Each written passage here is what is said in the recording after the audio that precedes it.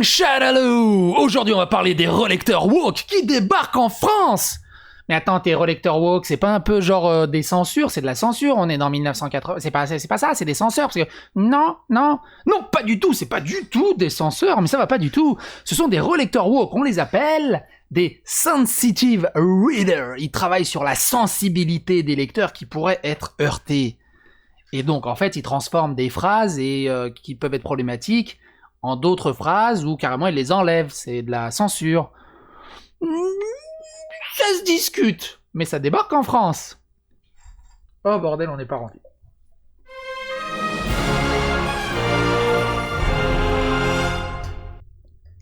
Enquête racisme, sexisme, les relecteurs woke débarquent en France. Faites tous les parallèles que vous voulez sur... Alors, pourquoi j'ai fait cette intro déjà ? Quand on me dit relecteur, moi ça me fait penser tout de suite à une fameuse scène qui m'avait énormément marqué de Good Morning Vietnam. Si vous connaissez pas ce film, allez voir ce film, qui est vraiment un petit chef-d'œuvre.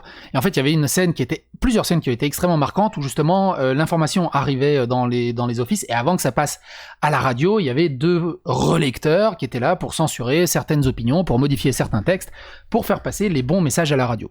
Ça me fait penser surtout à ça. D'autres penseront évidemment à 1984, qui vont récupérer tous les bouquins, tout ce qui s'ensuit, pour réécrire la vérité, pour que ça corresponde à la vérité, qui est un autre système. Et pour moi, quand j'entends relecteur woke, on est là-dedans. Qu'est-ce que dit l'article ? Et surtout que ça débarque en France. Bien connu aux États-Unis, le métier de relecteur spécialisé dans la protection des minorités s'implante en France. Je savais même pas qu'il y avait ce truc déjà aux États-Unis. En tant que personne non binaire, c'est-à-dire qui ne se retrouve pas dans la binarité de genre homme-femme, je propose aux auteurs de les aider à décrire au mieux ma réalité. Hélas, celle-ci n'est que trop rarement représentée dans les histoires que je peux lire. T'as qu'à les écrire toi-même au bout d'un moment. Yume Pulido est Sensitivity Reader, en parallèle de ses études de lettres modernes.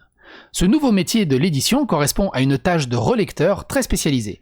Quand le correcteur traque les fautes d'orthographe ou de syntaxe, ce réviseur d'un genre nouveau chasse les atteintes à la sensibilité d'une communauté, les mauvaises représentations d'une minorité.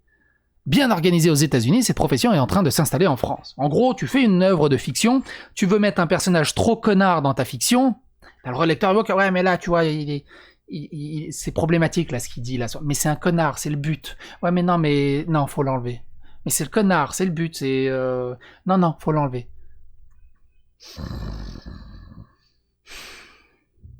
C'est un peu ça. Sur la toile, le sujet demeure hautement inflammable. Le message de l'illustratrice et scénariste de bande dessinée Renée Dibuzy a partagé son Twitter le 24 juillet, n'a d'ailleurs pas manqué d'échauffer les esprits. Parmi les amis, autrices blanches, mais pas que, qui s'interrogent sur leur personnage racialisé, dois-je le faire ? Comment suis-je légitime ? Quelles sont mes limites ? Il y a des merveilleuses personnes dont c'est le métier qui sont les sensitivity readers.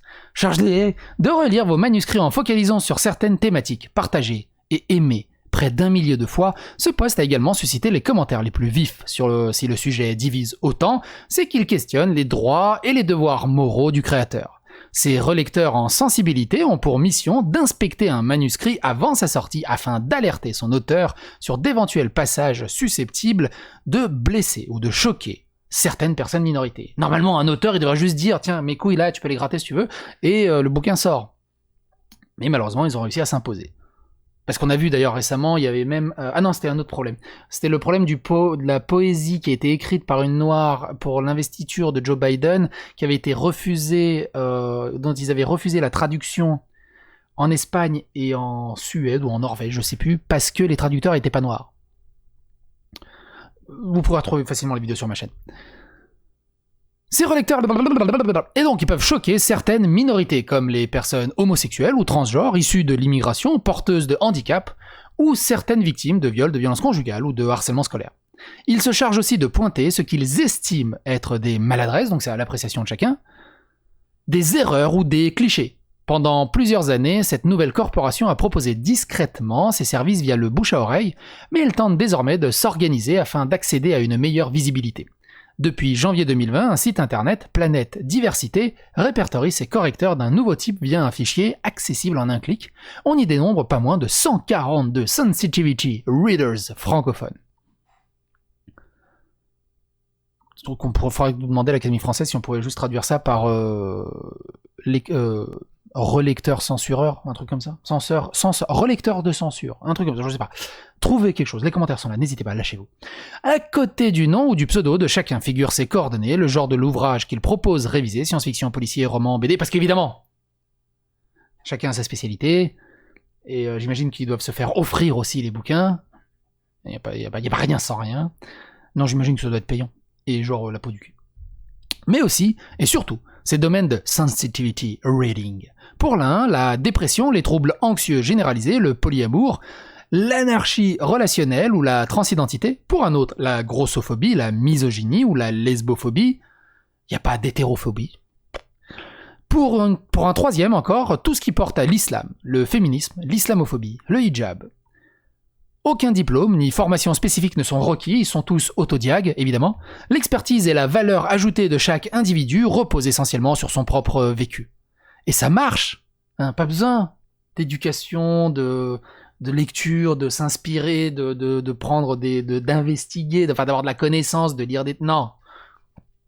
Il y a des problèmes.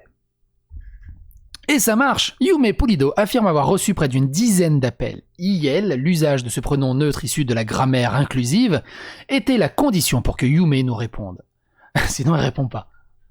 A travaillé pour 3 écrivains indépendants depuis. Une artiste doit pouvoir choquer. Aude Reco, sensitivity reader spécialisée dans le domaine de l'asexualité, l'acéphobie. Hey Google, donne la définition de l'acéphobie.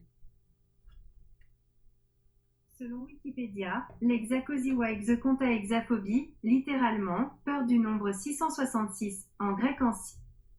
Et Google, donne la définition de asphobie.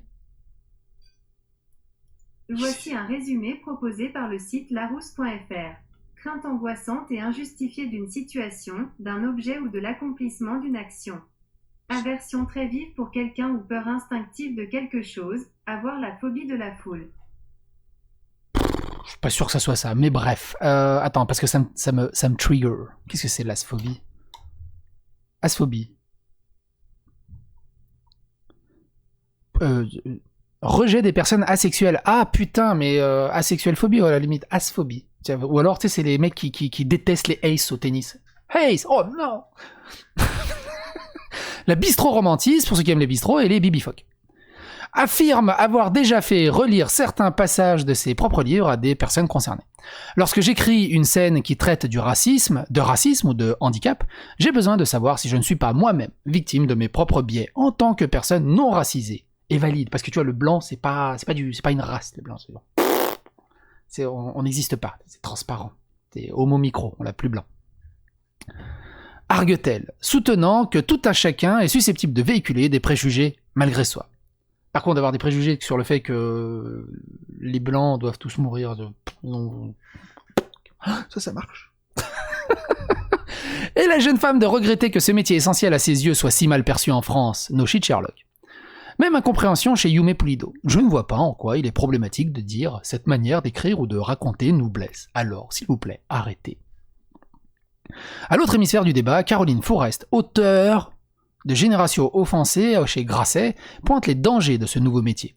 Un artiste doit pouvoir choquer. Il ne doit surtout pas être entravé dans sa création par le désir de plaire à tous, ce qui est de toute façon impossible. La journaliste et essayiste alerte, déléguer une sensibilité artistique à une police morale est absolument aberrant, c'est une vision du monde triste et sectaire. Son inquiétude que cette jeunesse qui se veut woke, c'est-à-dire réveillée, et ultra sensible à l'injustice, tombe dans les travers de l'assignation ou de l'inquisition. Allez sur ma playlist SJW Woke, faites-vous plaisir sur toutes les vidéos. Tatiana Ramazzotti, auteure qui a demandé à une sensitivity reader de l'aider dans la construction de l'un de ses personnages, atteint d'un trouble dissociatif de l'identité, juge ses critiques caricaturales. Ceux qui, comme moi, font appel à ces relecteurs sont bien sûr libres de tenir compte ou non de leurs remarques ou suggestions, et heureusement, dans son cas, l'expérience se serait révélée fort concluante. Cela m'a permis de vérifier que ma vision n'était pas trop fantasmée et de m'assurer que je ne risquais pas de blesser des gens. Et la jeune femme de citer en guise d'anti-modèle la bande dessinée érotique Niala au centre d'une vive polémique lors de sa sortie en mars dernier.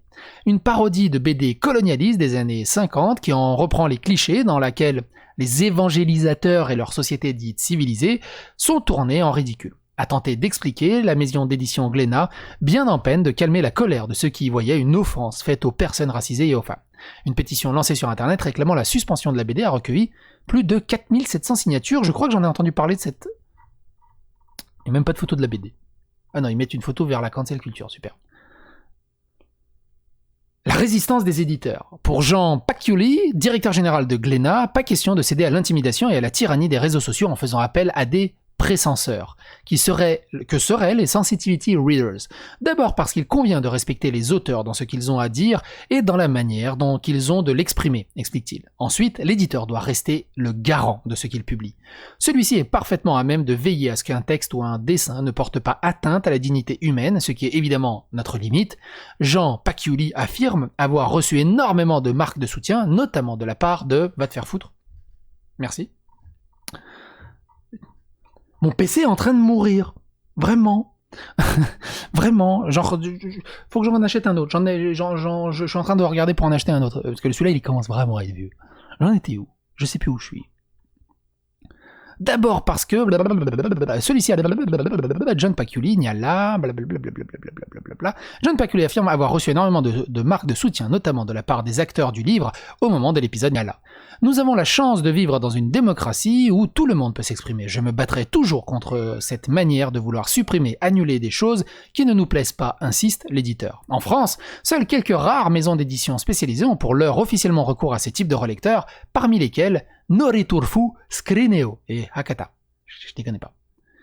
Un métier qui, selon Caroline Forest, n'a rien inventé. Tout artiste qui touche à son sujet un peu loin de lui, s'il est bien intentionné, va naturellement faire lire ou tester ses idées auprès de gens plus directement concernés. Il va se renseigner, puis s'imbiber, s'imprégner de ces informations. Mais c'est à lui de faire ce travail, pas à ces professionnels de la morale et de la sensibilité. Si certains l'exercent bénévolement, d'autres, enfin, il exerce sûrement bénévolement, mais en échange de la gratuité du produit, j'imagine. D'autres affirment que cette activité mérite salaire. C'est une bonne façon pour moi d'allier travail et engagement, reconnaît Yume Polido, qui affiche ses tarifs sur son site. Des conseils valant 50 €, une relecture coûte 30 € les 10 000 mots. Un de ses consoeurs confie avoir touché 600 € pour la lecture complète d'un ouvrage. Certains détracteurs imaginent que ce service pourrait devenir un passage obligé pour avoir la paix. Faites appel à un sensitivity reader ou ne vous étonnez pas d'être cloué au pilori pour un paragraphe jugé maladroit ou offensant. Quelques grandes figures commencent à émerger en France, celles qui s'expriment au travers du pseudo de Monsieur Roots, comptent ainsi pas mal d'admirateurs dans la profession. Pour elle, c'est une nana, Mrs. Roots, Miss Racine. Pour elle, ce métier constitue une réponse pratique au système de domination qui gangrène tous les pans de notre quotidien jusqu'aux médias culturels que nous consommons. Et c'est bien pour cela qu'il dérange, poursuit cette militante qui encourage la réapprobation de la narration par les personnes dominées, quitte à créer un genre fictionnel à part. Et ben moi je trouve ça très dangereux.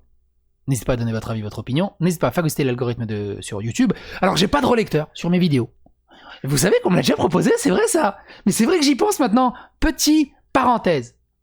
Écoutez, j'ai pas dit petite, on est en 2021, j'assume son genre, assumez son genre. Petit parenthèse donc, c'est vrai que maintenant que j'y pense, quand j'ai sorti quelques vidéos sur l'LGBT, tout le bazar, plusieurs gens m'ont dit si tu veux, tu les mets en non répertorié, je regarde la vidéo et si tu dis des conneries, je pourrais te corriger, t'apporter des précisions. Et moi je lui ai dit, j'ai pas que ça à faire, je sors ma vidéo pour la sortir tout de suite, pas pour que quelqu'un la voie, qu'il la retravaille, que je la retravaille et tout. Je suis pas là pour faire de la qualité. Je suis là pour me détendre après le taf. Ça m'intéresse pas. Si je dis des conneries, t'as les commentaires qui sont là, tu peux les corriger, il n'y a pas de souci là-dessus, puis j'essaierai dans les prochaines vidéos, si les critiques sont pertinentes, de veiller au grain et d'amadou et l'amadou, mais non, je vais pas revérifier ma vidéo par quelqu'un, non, on s'en sort pas comme ça. Mais c'est vrai qu'ils tentent de s'imposer. Donc pour l'instant, mes testicules sont là, vous pouvez toujours les gratter. Quoi qu'il en soit, gros bisous à vous, portez-vous bien, prenez soin du rock'n'roll, et à bientôt pour de nouvelles aventures. Et mon intro marche plus. Ah si, c'est juste mon PC qui est en train de me... Oh bordel,